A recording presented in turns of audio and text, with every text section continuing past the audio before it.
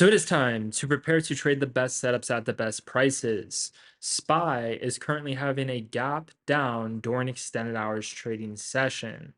Based off of the overall price action and patterns that I'm seeing, it does look like heading into this week is going to explode back up within some time to fill that gap that's now waiting to fill above at the previous closing price from Friday at 634. I'm going to be explaining to you our key levels of interest on where we are planning to trade SPY at heading into this week, how to determine and confirm if the overall trend is bullish or bearish for the short term, and how to determine and confirm where trend reversals are going to occur. In terms of Friday, we absolutely crushed it. I ended up going 2 for 3 on the day. I started off the day with one win on puts, then I had one loss on calls, then I had another win on puts. G-Roar ended up going 3 for 3, a 100% success rate. We absolutely crushed it on Friday. I'm going to be going over the trades that we ended up making towards Friday, towards the end. First things first, we're going to get straight into the in-depth price action analysis and game plan. So, in terms of the SPY, we ended up closing at 634.09. Right now, it is gapping down at 631.60. So, in terms of the weekly chart pattern and what the weekly chart pattern is signaling, we're getting multiple confirmations that we're due for a bounce. Now, in terms of the pattern, it's signaling that we can either have a bearish week or a bullish week, but with absolute certainty, we're due for a bounce. And the bounce is likely going to be ranging above that 634 range, meaning for those of you buying and holding, like I'm currently doing ES, I literally just went long on ES. Literally during extended hours, I literally just went long in terms of my entry on ES. I'm currently in, as you can see right here, I learned this real time. I'm currently in at 6381.75. Going to be holding that for the gap fill play, into this week. But anyways, in terms of the weekly chart pattern, this is what it's signaling. It's signaling that the SPY is due for a bounce in terms of where it's going to close this week. It can either close bullish or bearish, but with absolutely certainty, it is signaling there's going to be a bounce. It is signaling the bottom is going to be near. I would say it would be very unusual if this started going below like 626, to 630 range, in between that 4 point range. If it started going below that early into this week, that would be very, very unusual. That would likely be the absolute lowest in terms of the beginning of the week. Obviously, later into the week, we can go a lot lower than that with the market volatility and where we're at. But in terms of what the weekly chart pattern is signaling, it's signaling that the bottom has already bottomed in during extended hours, or it has another small dip into like 626, then it bottoms, rallies like crazy, and either crashes again or just goes back up again, right? So with absolute certainty, the market's definitely going to spike within some time, and it's going to explode back up to fill that gap. Once it starts to fill the gap and try to push higher, going to be locking in profits on that ES trade, ensuring that we don't go green to red on it. So that's what the weekly chart pattern signals. It signals that a bounce is coming, and then once the bounce comes, we're going to have to confirm if it's going to be overall bullish breakout from there, or is it going to flip back to bearish and continue to sell off.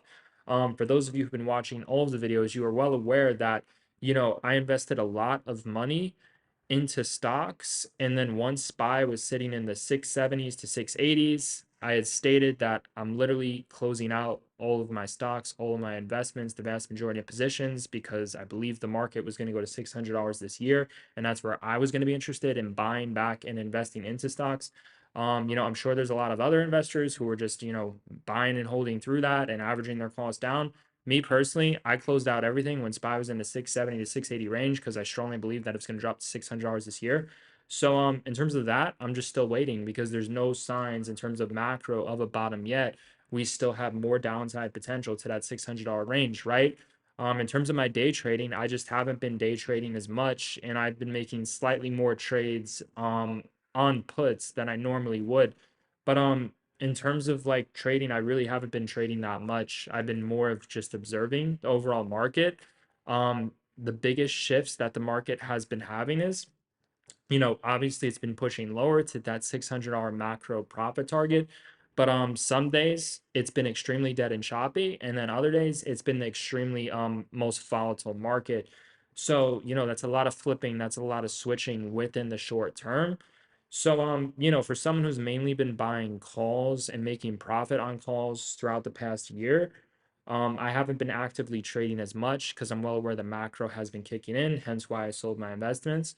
But also, just looking at the market's price action, March was one of the worst months to trade farther money options. That's one of the reasons why I pulled back. And just also understanding how some days were slow and choppy, and then some days were like the most volatile, some of the most best days to trade. But even on the volatile days, it wasn't as easy as you would think because the market would have a big move. And typically the big move would be during futures trading session, during pre-market or after hours. Then it would have a quick big move, slow down and chop for the majority of the day, and then another quick big move. So basically, like two to three big moves overall in the day, but just too much chop and decay in between as well, making it a lot more difficult. So it definitely hasn't been the easiest, trading environment with just all of the, from someone mainly buying calls and then just choppiness versus extremely volatility. And even when it's extremely volatility, I would say the market hasn't been giving us the cleanest moves unless you've been trading ES. If you've been trading ES during extended hours trading session, it's been giving a lot cleaner moves during that after hours session to pre-market session. And then typically on a big day as of recently, you know, there's one or two big moves, market open potentially and then power hour potentially or middle of the day. But just in between those big moves, there's just too much chop, too much decay, too much, just not ideal to be trading as much. So that's one of the reasons why I pulled back because the market has really flipped, for the overall the macro kicked in. It's mainly been bearish. And I just haven't liked the price action. And I've mainly just been focused on, in terms of making my profit the past year on calls. But on Friday, I did adapt accordingly. Made three trades, two wins on puts, one loss on calls. So I finished green. Gior did fucking phenomenal. He had three amazing green trades, 100% success rate. So yeah, Friday was very good. Gonna be going over that. But look, in terms of the game plan, this is what I want you to understand. This is what I'm seeing on the 30-minute pattern. This is what it looks like to me. So it looks like, we're setting up for a spike.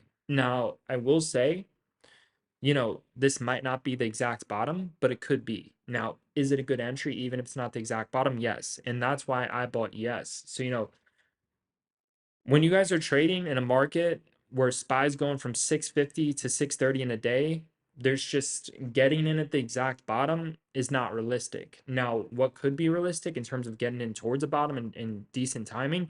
If you're getting the best entry, it's very likely going to have a quick move within your favor, even if it goes against you overall. Meaning you get in, you set a profit stop, you get out, you timed it perfectly, and it was a good entry for the time being. But if you held the trade, it was not a good hold, right?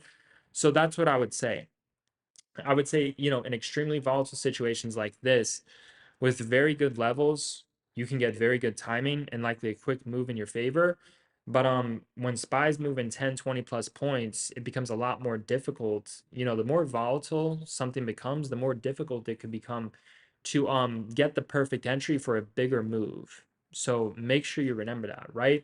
Like if SPY's gonna drop 20 points or if SPY's gonna spike 20 points, just go straight up, straight down, it's very hard in a sense to get in at the exact perfect, entry. So just remember that. Now, you know, I do think you can get in at perfect entries in those big moves, but not in necessary full alignment with the big move unless you held it for a very long time and you're right about the big move. But if you get in, you get out, should be no issues at all. If you align yourself with the trend and hold, should be no issues at all. But just something to be aware of, right? So just to understand when we're in more volatile situations like this, it's either more of getting in, getting out quickly at the best entries with some confirmation, or you're just holding the trades out, right? Because it's going to be very hard for those of you who are holding trades for bigger wins on massive days like these. Is going to be hard to get in at the best entry, but you're holding for a reason as well, You have plenty of time for the strike to go in the money. That's one of the situations it could be. But look, this is what it's signaling. This is what I think is playing out. So I'm gonna go over a couple patterns here. Let's see. So I mean, if you look at this, we had a straight move up, crunch back down, lower high, sell off, right? So, you know, this looks, I would say, yeah, pretty similar to this. And this is where I think is going to help us get the overall bottom on this move. We had the straight move up, and then we came back down, straight move up, then we came back down. So, one of the patterns I want you to focus on heading into tomorrow is going to be March 8th all the way up until March 23rd. I think something similar is going to be playing out where basically, you know, the SPY is dropping, bears are celebrating, and then all of a sudden the market flips for the short term, has a massive spike. Bulls who held their positions, who were positioned to hold their position to profit while holding despite not getting in at the absolute bottom of the falling knife, I think it's going to pay off. I really do.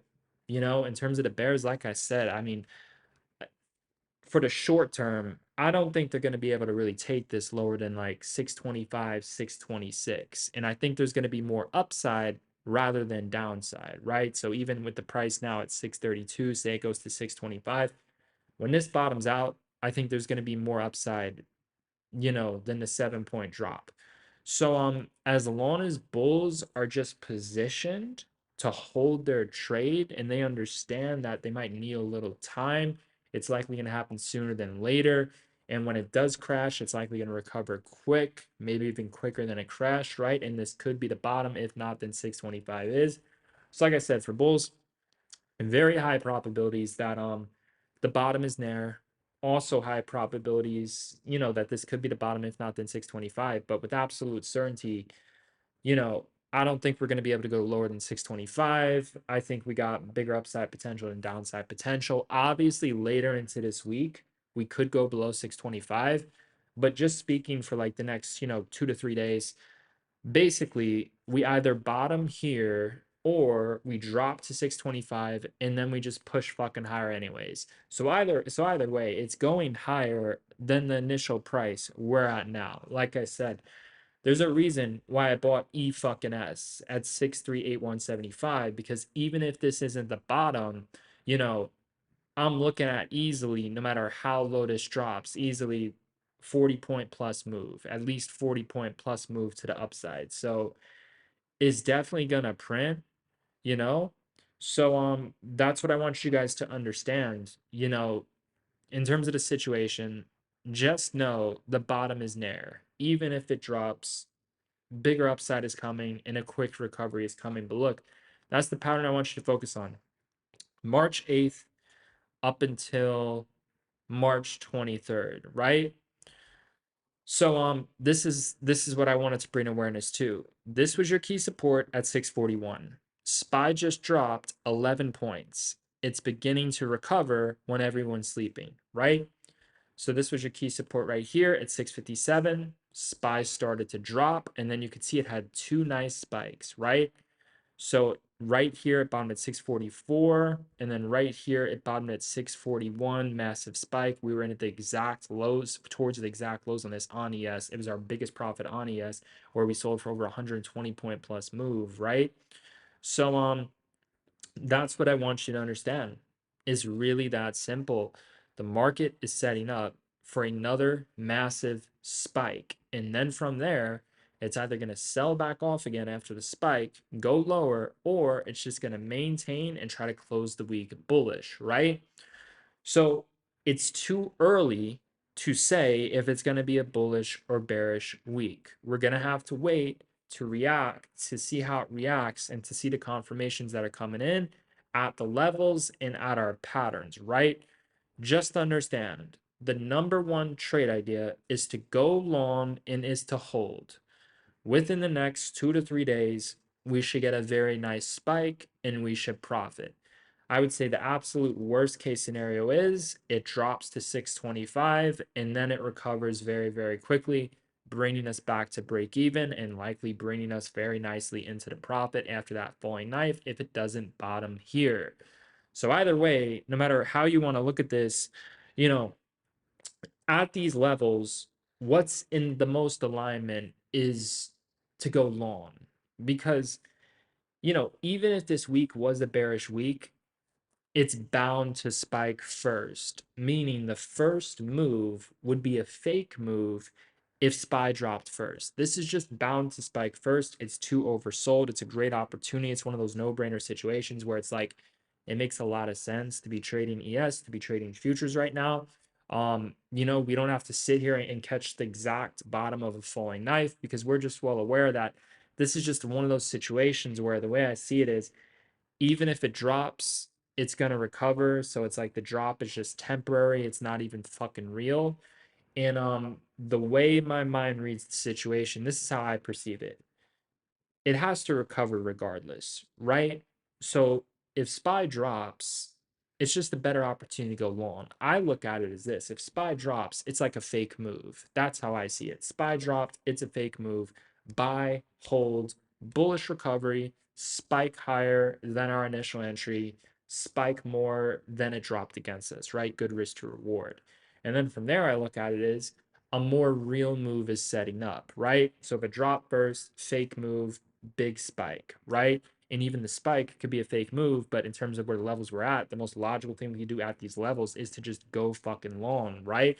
And then the real move sets up after the spike. Once we get the spike, we give things some time, wait for the confirmations to come in, see if the trend maintains bullish, or see if we're beginning to see a reversal back for puts to go short. Um, then from there, that's what I would say is when the more real move is going to come out in terms of the weekly situation. But if you bought now, held, and left runners, the real move could actually be a bullish week, meaning you were buying towards the lows. And then if it's confirmed to be a bullish week, you can leave some runners and sell for a massive profit, right? So that's just how I see it. It makes a lot of sense of how, like, you know, this shit has to rebound and bounce. And if it somehow did manage to drop a little bit more, it's got to rebound and bounce anyways, right? So basically, to even get to the fucking point to confirm if it's going to be a bullish or bearish week first, a fake move would be a drop. A real move would be a spike to get us the clarity that we truly need. So the realest thing for the short term is actually a spike. And then that could turn into a situation where if it's confirmed it's a bullish week and you got it at the best price. If not, it flips bearish, you're still locking in gains, taking profits anyways. So I would say the realest move in a situation like this is if it drops, it's a fake drop, buy, average down, hold, if it doesn't drop and you bought now, like I just did, you literally bought the fucking lows. Either way, we're still winning. We're not using stop losses. We're not really looking to scale into losers. We like to scale into winners. But in a situation like this, it looks like the fakest move is the drop, and the realest move is the spike. And then once we get the real move, which is the spike, then we get confirmation. Is it going to continue to spike and be bullish week, or is it going to flip back to bearish and go lower? It's too early to say that part. But the most logical thing in a situation like this is to focus on buying, averaging down, and holding and adding to winners, and then leaving runners into the continuation. If it continues to maintain bullish and react bullish, we leave runners, leave runners. If it starts to flip bearish, we take profits, and we're always setting the profit stops, right? So that's what I would say. The realest thing you can do in a situation like this is to buy. One of the worst things you could do is buy into a fake move. Even if SPY drop lower, it should push higher. So the real first move, which is actually going to determine and set the trend, would be a spike. And then if it ends up being a bullish overall weekly move, you literally bought the exact lows. If not, you got profit stopped out, you sold for profits anyways, you left runners at worst, but you didn't flip green to run on the runners. So just understand that's what the market is in the process of doing. Like you could just visually see, like, look, we have this V, we have this U, it spikes, it goes back to the support, it sells off, and then it has a very bullish spike, right? And then you can see right here, we have this V, we have this U, it spikes, sells off, then it starts to go below this, and then it starts to spike, right? So it either already fucking bottomed at 629 or it's gonna bottom at 620 fucking 5. Regardless, if you have a system where you're positioned to hold through a falling knife pullback, you should win and you should profit in a situation like this. And I will say this just happens to be one of the reasons, again, why everyone should be trading futures, because if you just look at the futures right now, this is a very rare opportunity to be going long. Doesn't mean it's the exact bottom, but it does mean it's a rare time, it's a rare price. And is it a good situation to be going long if it's not the bottom? Absolutely. Absolutely. Even if this dropped to 625, absolutely, because you know, it could bottom here. The real first move is going to be a spike, regardless if it drops lower for my entry. And it just makes sense. It's the perfect time. And again, you got to think like we're early into the week. This is the best time to bounce and to spike. The earlier, the better. The tone is going to get set earlier into the week. And the tone is we either bottom here and spike, or we drop like 5 more points and then spike higher above our entry, anyways, right? This is the time to set the tone. And the tone is going to be fake drop spike, or we already dropped spike. Either fucking way, we are spiking higher than we are dropping first. The most logical thing you can do is just go long, hold, sell into spikes, right? So I wanted to get that point across because I'm telling you guys, like, if you listen to what the fuck I just said and do this, you're gonna see how easy it is to make money in situations like this, man. Like I'm telling you, losing is genuinely a personal choice. Look at this. This shit is crazy. I literally went long on ES at 6,381.75. This is already at 6,400. I literally bought towards the lows. Like this shit is literally ripping above this gap right here. Like losing is genuinely personal. I'm already up 18 fucking points on this fucking trade, and it's designed to go, it's set up to go a lot fucking higher than the current fucking price. But man, when ES goes up 20 fucking points in your favor, green to red is a choice. Like this is what I'm saying. You have to put yourselves in situations where this is what a lot of traders don't understand of like, what is the fake move? What is the fake move and what is the real move? In a situation like this, the fake move, due to the timing, due to the price, due to the beginning of the week, the fake move would be a drop. Now, can you make money on fake moves? Absolutely. Do I think it's the best way to make money? Absolutely fucking not. Do I think it's the easiest way to make money? Absolutely fucking not. But the point I'm making is like, even if the shit dropped, it's gonna bounce and recover. So I'm looking at the situation. I'm like, dude, I need to get the fuck in now. Like, that's one thing. If I see the fake move, like I'm looking at the situation I'm seeing in terms of like the micro to short term, the fake move would be if it drops, it's gonna spike anyways. So if I get it now, it could drop, but it's like the price isn't even fucking real. It's gonna go gravitate right back to my entry anyways. Like put it this way, I'm not looking to time or get in at the exact bottom. Sometimes I will, sometimes I won't. But if I see the move is fake, that's when I start to care less about getting in at the exact bottom. Like I'm looking at the situation, I'm saying like, whoa, this is rare. This is like a rare price. This is a rare time. Everyone's sleeping, like a lot of people are going to be sleeping when this video is made. I'm like, good, fuck them. They want to miss out, fuck them. Like let them miss out. So like I'm looking at the situation, I'm saying this is like a rare opportunity. The price is rare. The timing is rare. Motherfuckers are sleeping on futures, fucking degenerates. Literally, the biggest moves have been happening during the futures session, right? So I'm looking at the situation. I'm saying, okay, this could drop lower. Who gives a fuck if it does or not? I have a fuck ton of upside potential, and I'm looking at my downside potential. I'm basically saying, like, it's not even real. Like, even if the trade went against me, I would look at this and I'd be like, dude, all I have to do is hold the trade. I could even, like, scale. Like, I just think certain moves are like not even real. That's how I see it. It's like it's not even a real fucking price. It's like it just comes, it goes, and then the real fucking move that people are playing for, that people are holding for, unfolds, right? And I do think that real move, in terms of the first real move, will be, we bottom and then it spikes. We're either gonna bottom here or at 625, then we're gonna fucking spike, right? Um, and then from there, the real move could be it's bearish and it goes lower under 620, or it's bullish and it pushes higher back into the 640 plus range, right? That is undetermined. But what is determined right now, as of speaking, as I'm making this video, as I'm in this trade, is we have to bounce first, regardless of how big this drops. That's why I'm saying the drop would be a fake move. Basically, what that means is something like this. If we went long right here at 647 and it dropped to 642, yeah, you could have made money going short, but if you look, there was more upside potential if you just held the trade. So like this is how I would describe that. If you're going long here, this drop is the fake move, and if you're holding, this is the real move, right? Do I think it's going to occur on that scale? I'm that's one step at a time. Like I said, it could be a bullish week. And if it's a bullish week, yeah, it's gonna have a big ass fucking green bullish week. But that's not determined or confirmed yet. What is determined and confirmed yet is fucking this. We go long, maybe it fucking drops a little bit, but either ways, it's gonna fucking recover and it's gonna spike. Is it gonna spike as big as this? Only if it's a strong bullish week. If not, we're still gonna profit and we're still gonna bank. We're still gonna have a good risk reward, regardless if this drops to 625, right? So just under fucking stand. That's the genius of this trade, and that's something that traders have to have perception about. Traders need perception on what is the real move? What is the big move? What is the fake move, right?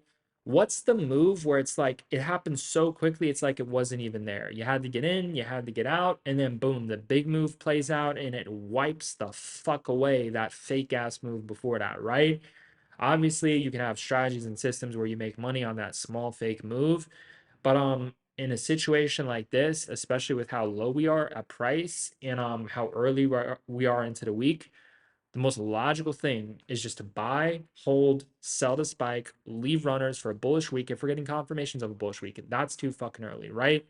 What's not too early is understanding that we either bottom here or we bottom at 625. Either fucking way, we're spiking fucking back to 634 plus, which puts me in the profit if I hold my trade on yes.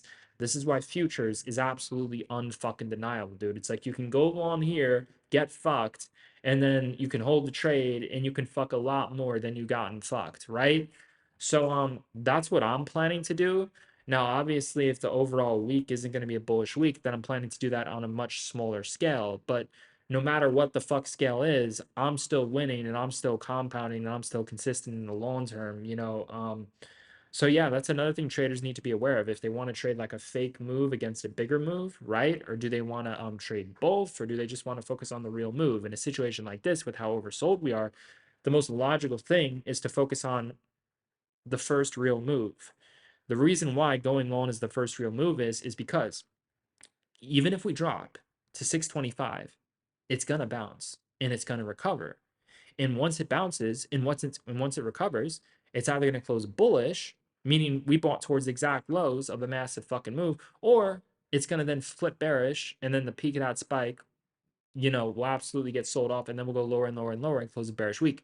But either way, I'm putting myself in a situation where even if the trade drops, first, it should bounce, it should recover, and I'm putting myself in a situation where I'm getting an amazing entry regardless if it's a bullish or bearish week. But if it is a bullish week, I'll be in towards the exact lows, towards a very, very good entry. So I'm situating myself for the best thing to do in the short term. The best thing to do in the short term is to not go short because the spike should be bigger than the sell-off regardless.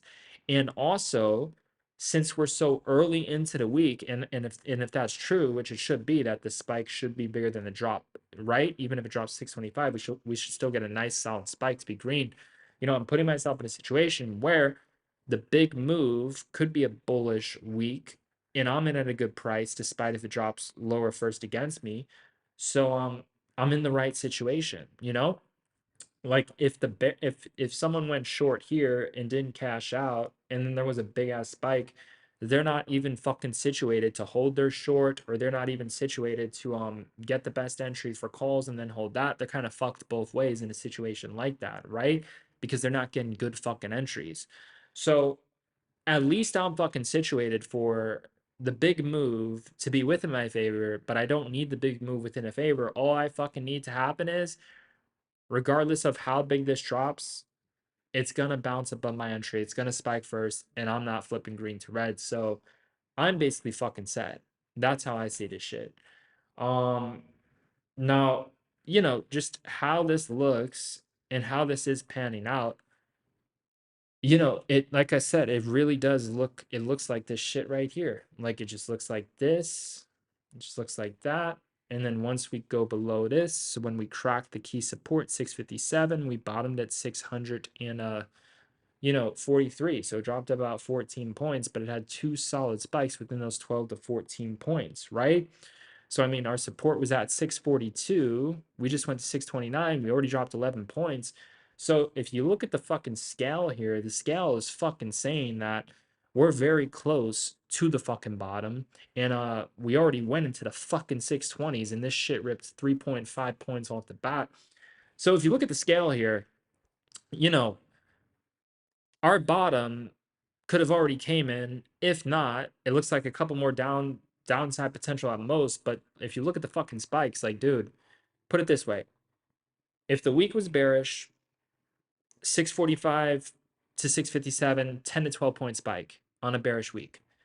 If the week was bullish, 641 to 665, fucking 23 plus point spike. So if the week's bearish and it drops, we should bounce at least 10 plus points, right?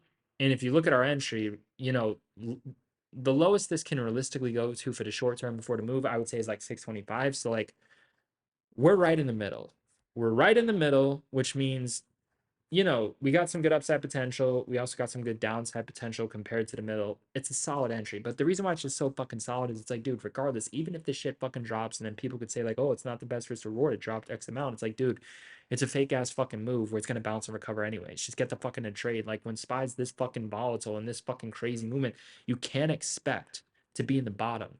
This is why when the market's volatile, people who use stop losses or people who don't hold for big wins are going to get fucking clapped because they're going to get stopped out of every single fucking trade on big volatile ass moves like these. You got to be able to see through the illusion of what's the fake move, what's the real move. And anyone who can, the people who see through this shit are all thinking right now, this is a good entry to buy.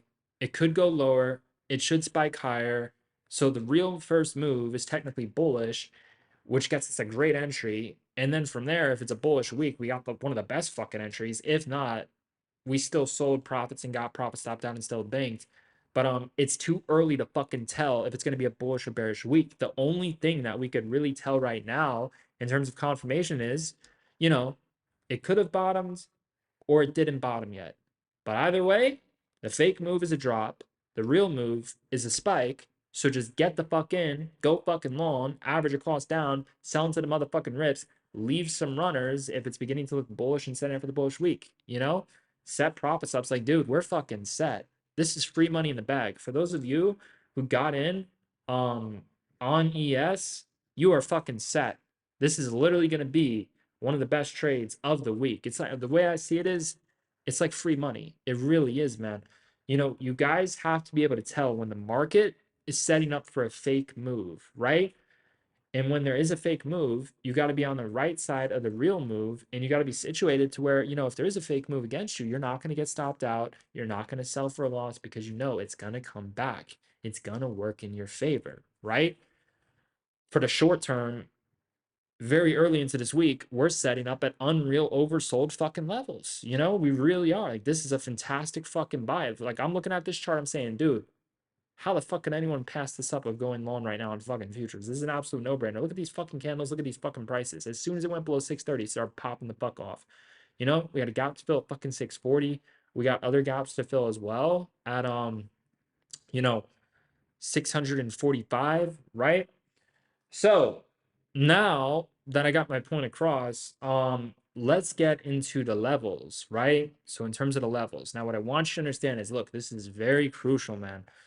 The market, March has not been an easy market to be trading. You guys are all well aware. I've been trading less. I haven't been doing anything crazy. I've only experienced 2 red days in March. One was bigger, one was barely any, it wasn't much at all. But then the rest were just either me not trading and me experiencing green days. I haven't been doing anything. The first 2 weeks of March, the first like 2 weeks of March, I started off an absolute fire. And then after that, I didn't do much. I had 2 red days and then I had some green days. And I didn't do much at all. I didn't trade much. Like, I've just been sitting on the sidelines. The reason why I've been on the sidelines last 2 weeks is because far out of the monies have not been good to trade. I've made the bulk of my money the past year in calls, and the best plays have been in on puts, unless you've been going long on ES during futures, which I have been. So that helped me make a lot of profit. And also the market's been on and off. Some days it's been very choppy and very shit. Other days it's been extremely volatile. But the catch is, it's been having two volatile moves on the volatile days. One of the volatile moves tends to be you know, during extended hours, meaning futures. And then on some of its biggest days, it's been kind of split. It has one good move and then it just chops and fucks around for a long period of time. And then it has another good move. And the fuckery behind that was it's like some days it wasn't even during power hour. It was a lot of fuckery, right? So it hasn't been the easiest of markets to be trading in terms of March. I would say it's a very, very tough, especially the last 2 weeks. The first 2 weeks I found easy. Last 2 weeks, not so easy. Um, but I haven't been having that like affect me or hurt my trading or bankroll or anything. I just really haven't been doing much. I've just been observing the overall market. If there's less trades, I'm pulling back. I'm not trading as much, right? There's always another trade. There's always another day to compound your account, to take out profits on Friday. There's always another week coming. So this week, though, I will say it looks like it's going to be a very good week. It really does. It looks like it's going to be a fucking phenomenal week into the market where everyone should be green. I want to see everybody green this week. I want to see all everybody profitable. I would say this should be a very smooth overall week, man. So I'm likely going to be trading more heading into this week. But look, let's get into the levels. So what I want you to understand is, and this is going to be very important, the market this week, I don't think there's going to be an in between. I think we're either going to close bullish or bearish, right? And then as I make these videos, as there's more candles, as I trade more, we'll have a better understanding and confirmation of what that means, right? But what I want you to understand is, in a market condition like this, the most important thing is this: don't blindly trade a bias, and don't just, I always tell you all the time, don't just go with the most likely outcomes, use confirmations. So when the market's this volatile and this sideways and this choppy's right, we all knew for the macro bearish move was sick. Like, there's no surprise. The market, the sky is fucking falling. There's no fucking surprise here, dude. I literally sold the bulk of my investments when SPY was towards the exact fucking peaks. And I told everyone, if you watch the videos, I literally said, the market's going to 600 this year. I'm selling all of my fucking investments. While most investors, they're just telling everyone to buy. Just fucking buy more. Just fucking buy. They're acting like the price doesn't matter at all. I'm sitting here saying, dude, if I can get 50% off prices, why the fuck would I buy and hold an average down when I could just get 50% off? Price is fucking everything. The fuck? Like, what do these people think? That people just have money to fucking burn at 50 fucking percent? Like, it's fucking nothing. Like, dude, when you're investing for the long term, entry is fucking everything. That's why when I'm looking at SPY in the 670s, I'm saying, wait a second, this could easily drop to 600. Yeah, of course I'm fucking getting out of my fucking investments. The fuck? The only reason to hold an investment in that situation is if you bought fucking 5 to 10 years ago and you're in so fucking low that price isn't coming back and you're holding it for fucking ever. But if that's not the case, then why the fuck would people be buying and holding stocks at current prices? It makes no fucking sense when you can get at much lower prices, right? So later this year I will have investments coming up and I'll be disclosing those once I get in on new ones and once I get back in on the old ones that I was previously in. But man, a fuck ton, I will say, a fuck ton of degenerates likely bought and just added and told people to just buy and hold and it just hold for the long term, like fucking degenerates. Um, when this shit is literally going to 600. It makes no sense. If SPY's at 700 and you know it's going to 600, why the fuck would you buy, hold, and add? It makes no fucking sense. Unless your entry was just so fucking low from 5 to 10 years ago. That makes sense. But if fucking not, why the fuck would you just be? It just doesn't make any fucking sense, man. So, anyways, I'll let you guys know when I invest back into the market, man. But not yet. I'm waiting for like 610 below at bare fucking minimum, dude. The fuck. And then when this shit goes back up to 700, there'll be another drop as well. But anyways, look, this is our ladder. So I'm gonna clear this out. Look, these are the best price. What I'm gonna be very clear about, like, guys, you need to use confirmations. It's very important. Use the confirmations. Understand this.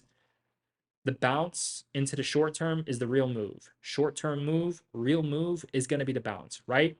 Use confirmations to take advantage of the trades. So, this is what I would say. Early into this week, I want you to focus on going long, buying oversold dips, buying break and retest. The reason why is, even if it drops The drop first is going to be the fake move. SPY is supposed to spike higher than a drop. Then from there, it either sells off and goes lower, or it just continues to push higher and closes strong, right? Right now, we are at phase one. So this is phase one. Phase one is we either bottomed here, right? Or we go a little bit lower, then we bottom.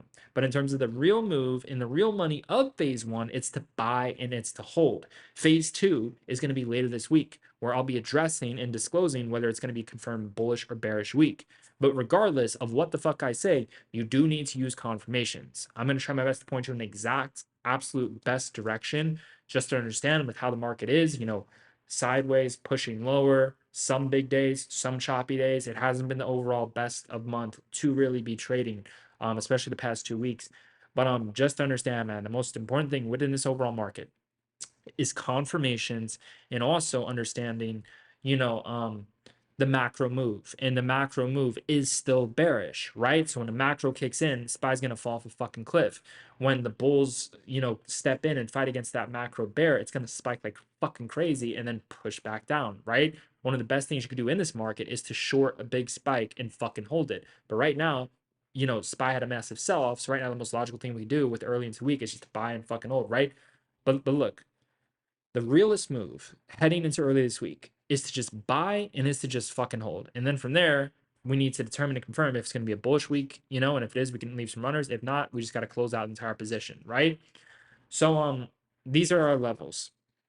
629, right? Now, let me go back to the daily chart and see what's below 629. I do like 625 based off the measured move. It's a very key level of that 30-minute pattern, but let's just quickly go back here and see what's below 635. So below 635, ooh, this is a lot of support. 629. Oh, so look at this. We bombed at 629, spiked all the way to 637. Yeah, lots of support at 629, which is where we just bottomed at, and we got a gap fill above at 634, which literally just filled during extended hours, which means my futures trade is up a fuck ton more now. And then we also have a gap that's waiting to fill above at 645, right?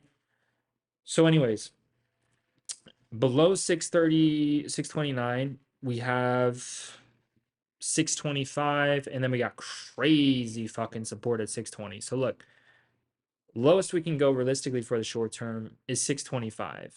Obviously, if the week flips bearish, we can go to 619 and even lower, right? But right now, even if the week does flip bearish, we're going to get the bullish move first, even if it does push lower first, right? So realistically for the short term, the lowest this shit goes to is 625. Then we go super bullish, then we go super bearish and go 620 and below, or we go super bullish and go to 645 plus to 650, right? That will be determined later into the fucking week. If we all buy and hold now, we're setting ourselves in a situation where if it is a bullish week, we're in towards the fucking bottom. If it's not, we're still in towards the real first move. So wake the fuck up and go long and buy fucking futures. Now, 620, 625, 629. Okay, so look, so since we're focusing on buying first, heading into this week, these are our levels. 630, 632.50. Let's see, what else are we working with? We'll zoom out a little bit here, get a better understanding, see if there's anything a little bit further back.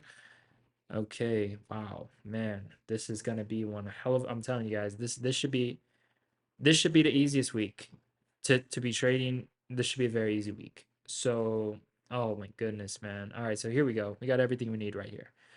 So,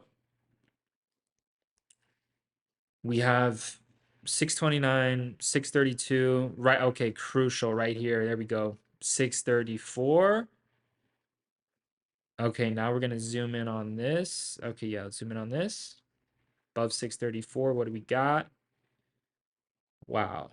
All right, so 638 to 640. And then craziness at 643 to 645. All right, so these are all of our levels. So what are we focused on doing first? Buying at the levels. What do we need to buy at the levels? Green, red, green, green, double red, green, green bullish 30-minute candles to confirmations, breakout and retest. If SPY breaks 2 to 3 points above a level, drops back down and retest, reacts bullish, we are buying into the break and retest. That's all you're going to want to be doing, right? You can go back and study every single time throughout the past 30 days. When SPY had a big bullish spike, when SPY had a bullish uptrend, when SPY was breaking out, retesting, going higher, what did the 30-minute chart look like? Use that data at our levels. These are our levels to be buying. 625, 629, 632, 634, 634. Look, we'll even throw in a bonus level in the middle. We'll add a bonus one. Bonus level right here, 636, right? Now understand this. Last time we hit this level, we went all the way to 637 very quickly, same day, right? But market's a lot more volatile now. Um, let's see. So this is fucking insane, man. SPY gap down, but it's literally right at the gap. So we didn't even gap down yet. This shit is fucking crazy. Dude, if SPY gaps up, oh man, we're setting up for bullish as fuck. We're setting up for a very nice bullish gap and go type of move, man. So this shit's crazy. So SPY's looking even more bullish because it's literally at break even right now, attempting to gap the fuck up. So oh man, it's 30-minute chart looks like fucking gold. So anyways, this is very interesting. It's a good thing I got him as futures trade, man. Like me, like dude, put it this way. If I know the falling knife has more upside than downside, and that blood is just fake as shit, and the knife standing to the tip top is the real fucking move, I'm getting in on that falling fucking knife. I'll take a good entry. I don't need to be at the exact bottom. I have a system where I don't use stop losses. I hold trades. It works. Despite how much fucking blood drips off that knife first before the massive fucking spike, right? So I'm very satisfied with this trade. Phenomenal start into the week, you know? So yeah, this is what we need to focus on too. Just look at this pop right here, gap up, go sell off, pop right here, attempting to gap up, sell. So another thing, man, like the daily chart signaled this as well. Um, and we're at some major levels. Wow, look at this level. What's the high of this? 400, oh, 609. Yeah, we're getting close, man. Like this week, man, this is a crazy zone. Crazy right here. Oh my goodness, man. I'm just glad I was not one of those investors who fucking invested at the peak, man. I was literally in towards the peak too. And I had some nice gains. I had some L's too. Dude, I cut everything. I was like, fuck that. I'm not holding through a 100 point fucking drop. You have to be out of your fucking mind. I could deploy all that capital fucking, fucking month, 2 months, whenever the fucking happened. Boom, it's fucking happening. Every the day I made that video, literally the day I posted that video is when SPY got out of this channel and it just started flipping bearish for the macro. Shit's fucking crazy, dude. And I didn't even get hurt buying fucking calls. I was killing on calls and then I had one bigger red day, so I just chilled back. And then I made it all back and more the next fucking day. And then I just didn't do much after that. I had another red day and then I just had a green day. Like I haven't been trading as much and frequently, you know? Like if you look at the fucking market, if you look at this chart, it kind of looks fucking degenerate, you know? That's the macro kicking in, fucking everything up, right? But I did adjust on Friday. I bought some puts on Friday, made some gains on that. But that's what you need to do. You need to focus on going long first, so you're not a degenerate. Using the break and retest levels, taking advantage of the gap and go. But yeah, the point I was making, this daily chart, the daily chart is signaling, like if you look at the daily chart pattern, red down, red facing up. This is a fairly bullish pattern to play for that gap to fill above. And we got a gap to fill at 645. To fill that gap, we need to break and hold above 634. And SPY's currently gapping up. Dude, I just put myself into the best fucking trade of the week, man. And it's like SPY literally gave us signals. If you watch the previous videos, I literally told you the best thing you can do in March is just to trade futures. All of the first big moves have played out during the futures trading session. I remember my biggest win was actually trading futures on a Sunday and then into fucking Monday. It was literally my biggest of fucking wins. It was fucking insane, man. Shit was insane. It was literally right here. I remember this. This was the same shit. And I was at the same fucking place too. It was the same shit. SPY gap down. And then right here into fucking Sunday, shit was dropping. I bought into the drop. And then I sold into a 100-point move. I'm sitting here saying, dude, I'm doing the same shit. It's already fucking ripping. Like, guys, if you're not in that trade, pretty degenerate. I would say pretty fucking degenerate you to not be in that fucking trade. Like, dude, it all goes back to like, look, I could have went long right here at 634. I could have done it, and it dropped all the way to 629. But guess fucking what?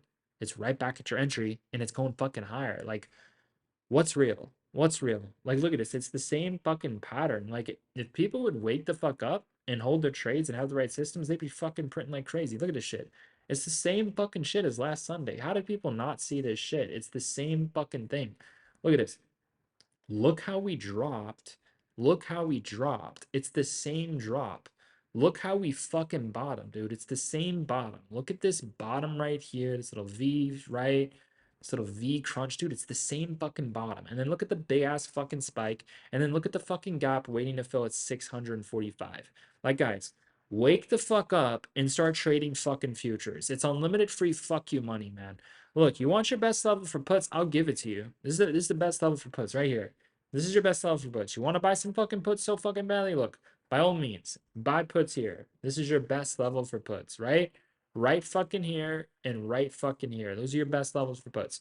Just buy puts at both of those levels. You'll bank on a gap close reversal. You get it on puts. You set profit stops. You get profit stopped out. Losing is a personal choice. It really is, dude. You know, I did this other live stream the other day. I started off with one big win and then I had two losses and I finished my day green as fuck with a 33% win rate. Because when you win, you lower your position size and the most you risk is 50% of your gains. For some people, it's just such a hard concept to like understand of like when you're green and you win, you can just walk away. And if you don't walk away, you could just keep on trading, right? And the most you risk is 50% of your gains. And you can divide that 50% of gains into multiple trades. If you're up $500 and it's $50 a trade, you can literally make 5 trades with one contract, or you can make 2 to 3 trades with 2 contracts and take the risk. And then if you risked it all and you didn't make any more money, of the half you were risking, then you can't trade anymore because you expose yourself to your max risk of 50%. For some people, that's a very hard concept to explain because, you know, losing is genuinely a personal choice, even if you lose. That's what people don't seem to understand. It's like, oh, you had losses, losing was a choice. I'm like, dude, we're still green. Losing is a choice. The fuck? Like nobody could be right 100% of our trades. We're not even trying to be right 100% of the time. We're really not. We're trying to get the biggest fucking static wins within the market. um, but in terms of my style of trading though, I do focus on like win rate and being right. That's one of the main things I do focus on, but we don't have to. Like we don't even have to try to be right because we enter trades with the highest probabilities where the wins are always bigger because the percentage gains are unlimited and the most you can lose is 100% your max risk per trade, which is what the same someone would lose if they got stopped out. And the most you can make is unlimited percent, and you add to winners and you don't add to losers. The wins are always bigger than the L's. That's why we're not concerned about losing. And even when we have losses, it's a choice because we typically win first, not that we need to, and our wins are always bigger than our losers, right? For some people, that's like a hard concept to understand where like I could literally have one green trade and then I can have 5 losses in a row on the same day and I'll still be green because I understand when you're green, you can walk away. And if you don't walk away, the most you risk is half your gains. I don't know. For some people, that's like a very hard concept to understand. But it's really not if like you're not a fucking degenerate and you understand like basic math and basic principles. But losing's a personal choice for some people. So, anyways, like I said, man, I don't know. I guess there's levels to losing being a personal choice, but regardless, being red is a fucking choice. So what I want you to understand is you guys need to be smart. You need to be competent. You need to all be going long. You need to be getting in on this action, and you need to be taking advantage of this bullish fucking gap and go situation we're currently experiencing, dude. What a fucking blessing to be in on this trade. Like, man, that's what I'm saying. Like, the dumbest thing you could do is fear buying into a falling knife when the blood is nothing but fucking drip, and you know this shit's just gonna go straight the fuck back up regardless of how low it drops. Like, dude, if I know something's going to go back up very, very quickly and I know the move's going to be bigger than the drop, why the fuck would I care if it drops a couple points against me? Why the fuck would I care of getting in the exact bottom? If anything, I'd be more worried and concerned about not getting into the fucking trade, dude. Like at some point, FOMO is fucking real. We have to sit here and measure, what's the most logical sense? It makes absolutely no fucking sense to be shorting the market and buying puts at these degenerate fucking levels when you could literally be getting in the 640s if you wanted to fucking try that. But yeah, this is looking good. It looks like we just entered a very first amazing trade here. Um, into the week. Going to be starting off very, very green, which means when I cash out of this, losing is a personal choice, despite how many losses I have tomorrow. Because so I don't know, some people it's just hard for them to understand that, but like this trade is going to be a massive win. So I start my days green usually, not that I need to because the wins are bigger than the losses, but what that means is when this is a win, right? I could make as many trades as I allow myself to risk, which is half my gains. And I can divide that into how many trades I want to, right? So especially with the capitals that I'm trading with, it could be a fuck ton of trades. So this one win, I could sit there and say, all right, I'm gonna get back half my profits if I keep on going. At worst, I can make 10 more trades. They could all be losers. And I'll still be green if stuck on the day? So it's like, guys, losing's a personal choice. Like, if we look at the numbers here, if we look at the fucking ROI, like, if you guys go to ES, you're going to see this shit is now 6,410. I was just talking about this in a video that I'm making right now. It was at 6,400. It just went up another 10 fucking points. I'm sitting here saying, dude, this is the same trade that I made last Sunday. It's the same fucking trade. I'm already up 30 fucking points. Already 30 fucking points on this fucking trade, dude. I'm already up 30 fucking points. Like, this shit is fucking crazy, man. It really is. I'm already up 30 plus fucking points. 31 fucking points on this trade already. The fuck? The week just started. I'm already outperforming people in their sleep. I'm sitting there saying, dude, fuck their sleep. Fuck their schedule. I'm making money right now. Fuck them. They want to sleep? Go ahead. Sleep. Like, let them rest in fucking peace. If that's what they call fucking peace. Like, dude, peace is fucking money, non-fucking stop. Money coming in. That is very, very peaceful. So, especially when it's made on your fucking terms with no fucking boss, nobody telling you what the fuck to do or what the fuck to say. It's all fucking you. Like, regardless of how low this drops, I know there's more upside. All I have to do is hold the trade. All I have to do at this point, since I already made the right move, is to fucking sleep.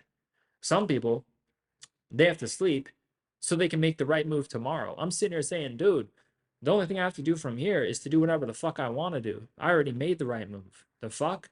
I can make another good move and go to sleep and then make more right moves tomorrow. Regardless, I'm fucking winning. Losing is a personal choice. So, guys, get your shit together. Go long at our levels. Don't fuck around. Our levels for puts, you can keep your eyes on 641. You can keep your eyes on 645. I'll look more phenomenal levels for puts. Hit these on puts too. Head into this week. Look right here, this zone right here. Oh man, fucking wow, shit. This is phenomenal. All right, so look, these are our put zones. Keep your eye on 640 for a quick rejection. 640. 644, 646 to 648, 645, all put zones. These right here, all call zones. Break, retest, calls, bullish. We are fucking set. It's going to be a phenomenal fucking green week, guys. We're going to kill it, man. It's going to be a big fucking week. This is what we did on Friday. If you guys want to join us and trade alongside us, it's the first link down below in the description. This is what you're gaining access to. You are gaining access to the best real-time zero-date options trading alert system in the market.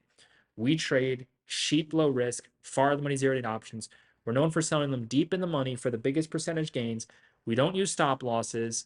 The most we put in is our max risk per trade, which is the same amount of money someone puts in if they get stopped out of a trade. But we don't set stop losses. If anything, and the trade doesn't go in our favor, we just let it expire worthless and goes to zero. And we lose the same amount of money someone loses their max risk per trade, but they get stopped out and we don't.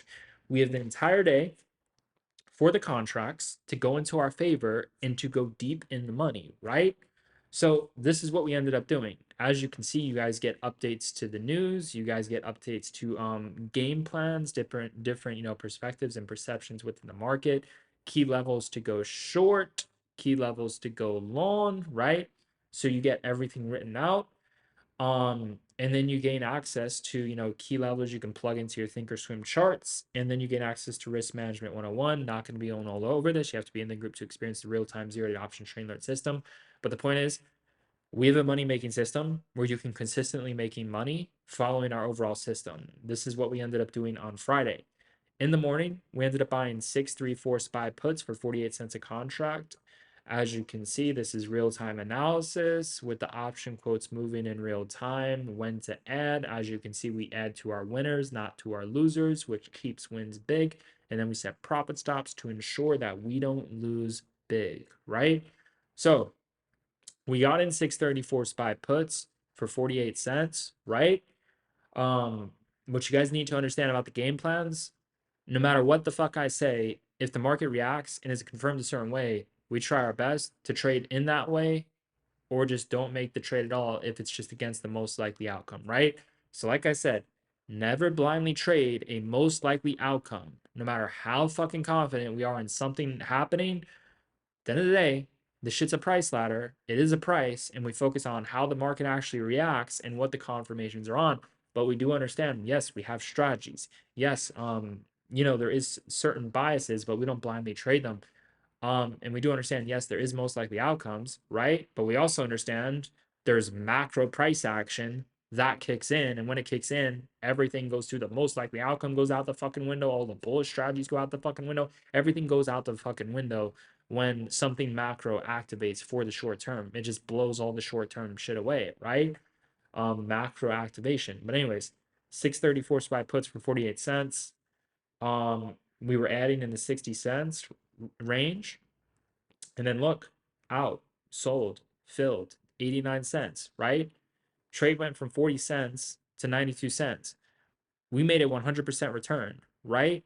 So you would think, okay, they made a 100% return. And then when they lose, they have a 100% loss because they don't cut their losses usually, right? They just let expire worthless go to zero. So we think, oh, the win wasn't bigger than the loss. But no, it was because look, we add to the winners. And we have many trades that are more than 100% gains. But again, we add to the winners, we triple the position size, right? So when you do that, your wins are a lot bigger than your losses, even if it's the same percentage. Even if a loss is 100% and a win is 100%, your wins are a lot more bigger, right? Because you're adding to the position size, you're adding to the winners, which is doubling to tripling the gains, right? Look at this. When you're tripling your gains on winners, you can now have loss after loss after loss. And everybody knows if you choose to keep on trading, not that you have to, you can walk away with your profits and do whatever the fuck you want to do, you know? Um, but if you choose to keep on going, the most you risk is half your gains. For some people, that's just such a hard concept to understand. Like, guys, look, losing is genuinely a personal choice. If you go green to red, it's a personal choice. As long as you're green, there's no reason to go red. The only reason you would go red is if you're incompetent, is if you're a fucking gambler, dude, is if you're a fucking degenerate. That's the only fucking reason. If that's what you guys want to choose to be, by all means, you do whatever the fuck you want to do. Just don't do that shit in our group and get the fuck out of the group because we don't want to see that shit in our community. We don't want to see that shit in our fucking realm. If you guys are here to fuck around, if you guys are here to beat degenerates, if you guys are here to, consistently give back your gains, if you guys aren't in this for the long run, then just get the fuck out of the group because we don't want someone in our fucking secured private network organization if they're here to make money and then give it back to the market. If that's the decision you want to make, I would encourage you to make that in another group, not in our fucking group, you know? You can go act fucking stupid in another group and then you won't even be making any fucking money, period. And then you're going to be wanting back in our fucking group, right? So if you're going to be a fucking degenerate, just don't be a degenerate in our group. That's what I would tell you to be. There's places to be a degenerate, but it's not our place. Don't do it in terms of our business. It's not the place to do that shit. Do that shit somewhere else. In our group, you need to be sharp, you need to be smart, you need to be competent, you need to make the most amount of money you can possibly make and take little risk as you're doing it. And you need to be successful and you cannot flip green to red. It's absolutely unacceptable. Being a degenerate is unacceptable. This is 2026. You guys can be a degenerate when the market's closed. Don't be a degenerate when it's fucking open. Like, if anything, at the bare minimum, keep your profits and then just be a degenerate when the market's closed and then just blow your gains. At the bare fucking minimum, just be a degenerate that way. Just don't give it back to the market, guys. At least give it back to something else if you're going to be a degenerate. Something more meaning, something more purposeful than fucking numbers on a fucking screen. So, anyways, 6360 SPX puts. So as you can see, we did do puts again. So look, this is very strategic. As you can see, we like to trade during the most volatile times of the day. So market open, best volatile time to be trading along with power hours. So we had a big win at market open. Very disciplined, right? Very smart. And 3:42 p.m. we had 6360 SPX puts for 260 cents.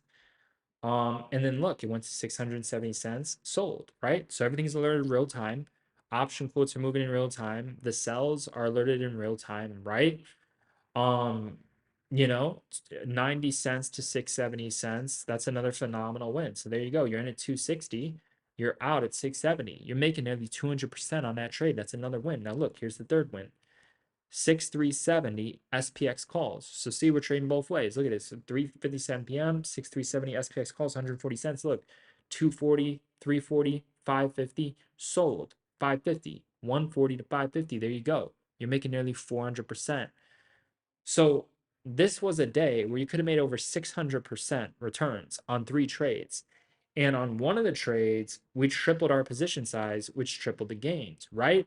And then we have my trades, you know, I had 2 wins and 1 loss. I was green. It wasn't my best day, but it was a pretty good day. It could have been a lot worse. It could have been fucking red day. So it wasn't amazing and it wasn't bad. It was, like a more average day. Which is normal because I've been pulling back a little bit within the market, just waiting for things to become a bit more normal, because you have the macro kicking in, and the macro has been against how I've been making the bulk of my money the past year. And then you also have the some days are fucking great and some days are shit. And then you also have the oh fuck, a lot of the big moves were playing out during extended hours. I did capture all of those. So that's where the biggest of my gains were actually in March trading futures. I literally captured every single extended hours move that I could have possibly captured. But I had 637 puts at 133 cents. Um, I ended up adding to those puts at 127 cents right here, and then I sold for 171 cents. So then I had a nice win starting off, and then I had a loss in the middle. I ended up buying calls. The market was trying to flip bullish, bought calls. That didn't work out, went to zero. And but since I added to the win, it was a bigger win. And also my first trade was a win, and the second was a loss. So I already started off green. And then I'm right here at a 635 put scalp at 76 cents, sold at 90. So nothing too crazy. But this is what we did, This is what we did. We absolutely killed it. We absolutely crushed it. I mean, dude, I can assure you, you will not find another or better real-time zero-day option trading alert system than this. It does not get more simple. It does not get more professional. It does not get more fucking like, dude, look at this shit. This is fucking insane, man. You know where to go long, you know where to go short, right? Very, very simple. And then also, you know exactly what it is that we're doing, right? So you could plug the key levels into your thinkorswim charts. And then our entry to strike, you see everything, you see the quotes moving, you see where we're adding, you see the position size, and then you see where we're selling, and then after we exit the trade, you see the screenshot of what the trade did, right? Like everything's documented, man. This is fucking insane. If you just visually look at this and see the results, you can tell that this is a very well experienced professional real-time zero-day option trading alert system that is consistently making traders profitable. We have hundreds of traders who've been with us for years and years and years, and it's the same faces, and they absolutely love the group, and they're consistently making money. Some are making 500 to $1,000 a day, and then we have a couple multimillionaires who are making tens of thousands to $100,000 plus a week. It varies. So if you want to be a part of our group and be green, it's going to be the first thing down below with in the description. We trade cheap, low risk, far the money zero options. We sell them deep in the money for the biggest percentage gains. We're known for having the biggest percentage gains within the market. We're known for having the biggest gains in the market because we add to winners. We set profit stops and we do not use stop losses, and we trade the trend. So even when we enter a trade 7 out of 10 times, it comes back to life and it goes green any fucking ways, right? Because we're trading the trend. We don't need to time the trades perfectly. If anything, it goes against us. We just buy another trade inside of the trend, and then they both print like crazy. One prints more, and then we add to the winners. So if you want to be in our group and trade alongside us, it's going to be the first link down below with the description. We'll see you guys within the chat. We're going to absolutely crush it heading into this week.